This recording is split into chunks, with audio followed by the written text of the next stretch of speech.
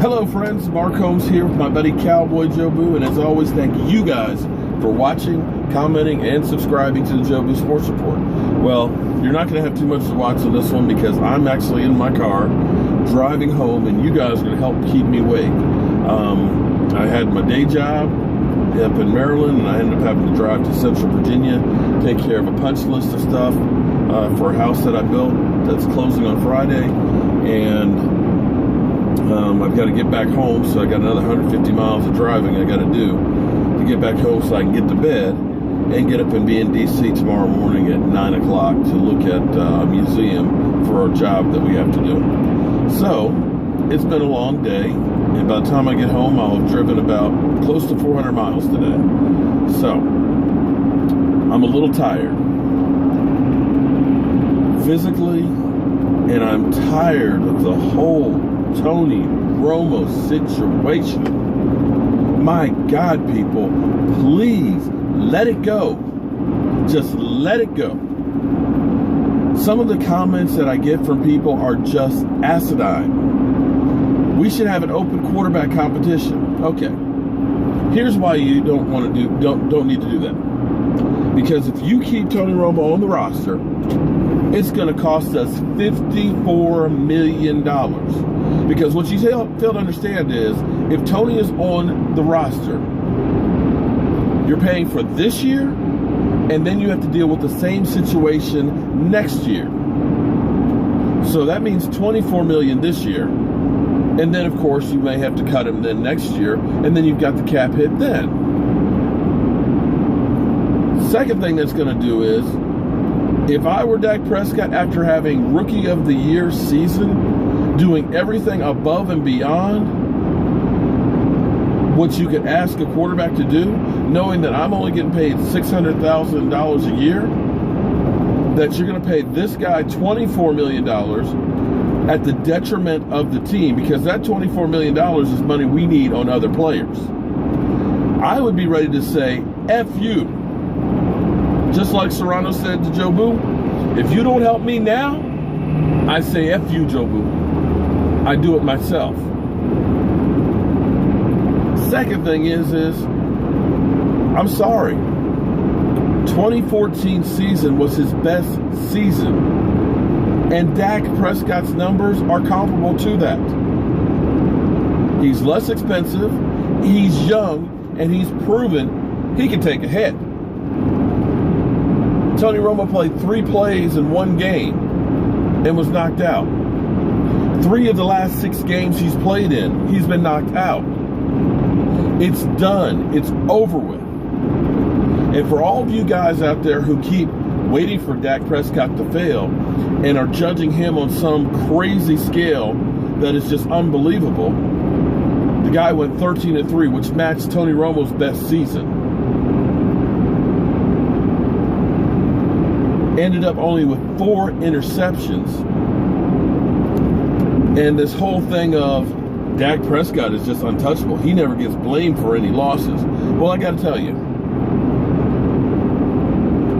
when you have a game like we had against the Lions, I believe we had 2 of them where we're up big, and Tony Romo threw a couple of interceptions that were pick sixes that allowed the other team to get back in the game, you can blame that on the quarterback.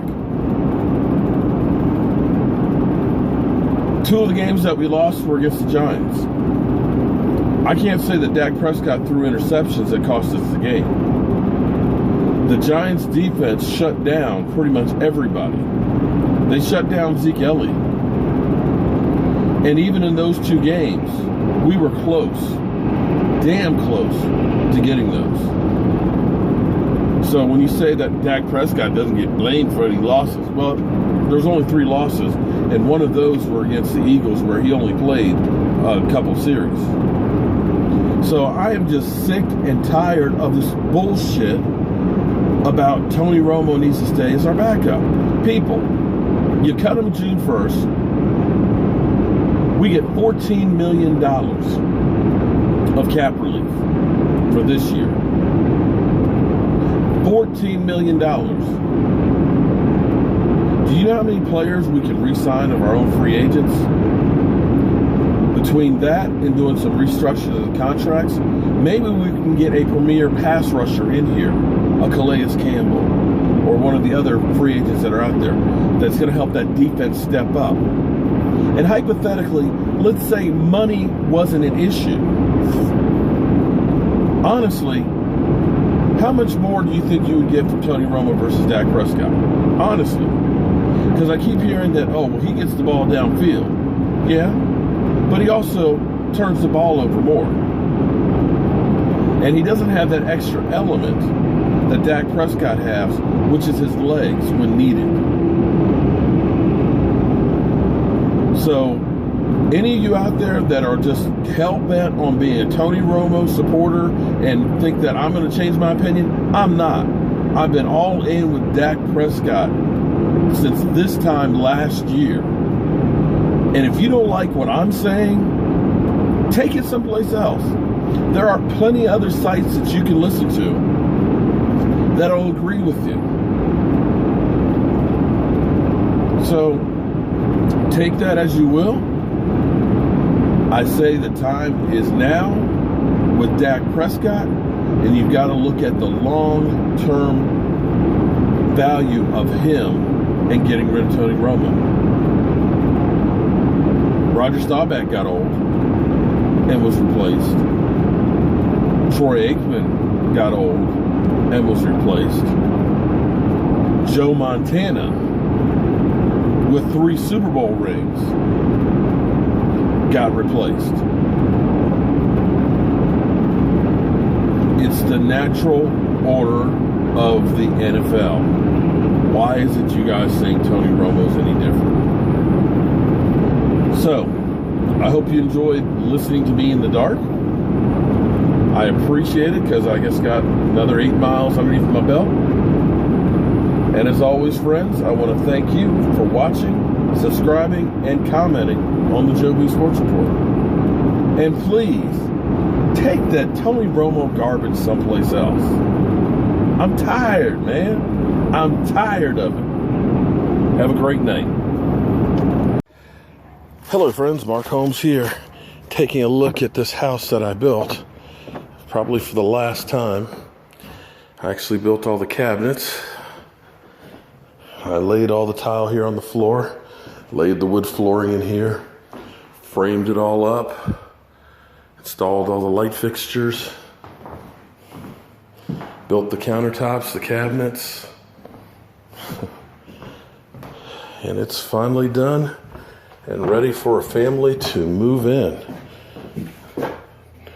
Not a huge house, but it's a comfortable house. Nice little energy efficient home.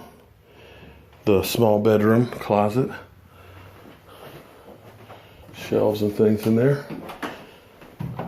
Antique white color. Second bedroom. 2 windows. Another closet. Linen closet. Master bedroom with ceiling fan.